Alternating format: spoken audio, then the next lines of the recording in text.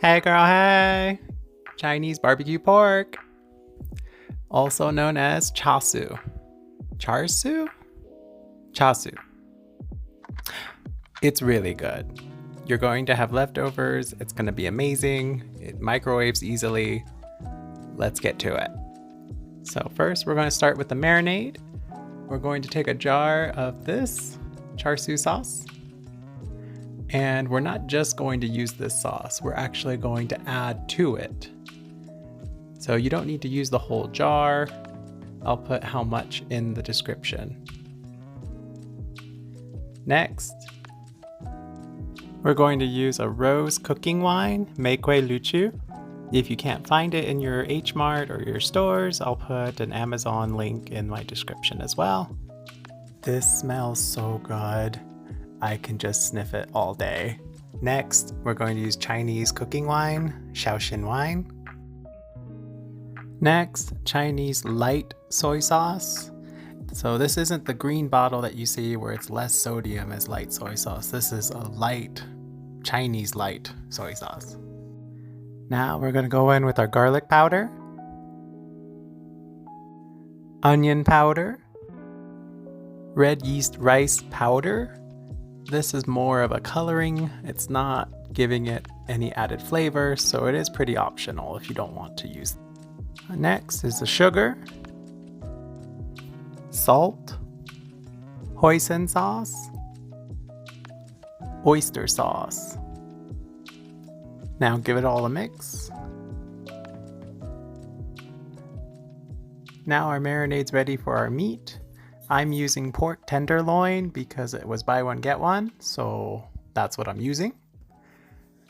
So with pork tenderloin, I'm going to cut it down the middle just so I can fillet it out more and make it a more flat piece. But you can use pork shoulder or pork butt is what it's called, pork belly, but we just want nice, what, 1 inch thickness, about 1 inch or less in thickness. Now we're going to stab it with a fork just to make little holes all throughout the meat on both sides. Now it's time to get messy. You don't want to, but you're just gonna have to do it. Just go in with your hands. If you have gloves, go ahead, but I'm cooking for my house, so I clean my hands. Yeah, I know where my hands have been.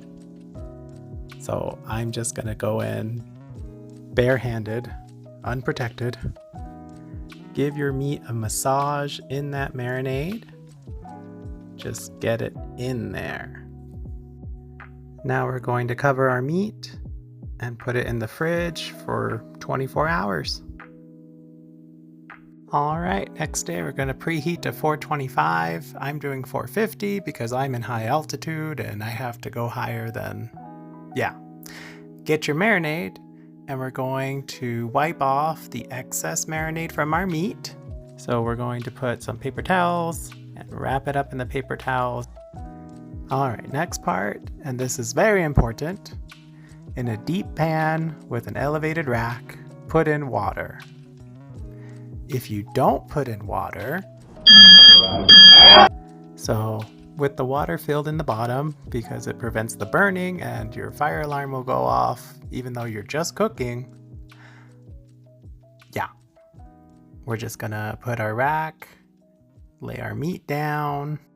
Now with the leftover marinade, we're going to add water to it and we're going to boil this for 5 minutes to get rid of any bacteria that might be in there, because this is going to be used to brush on more tastiness. All right, so 425 preheated oven. We're going to go in for 15 minutes. I got my sauce, marinade going, it's boiling, going for 5 minutes. Now it's time to brush your meat.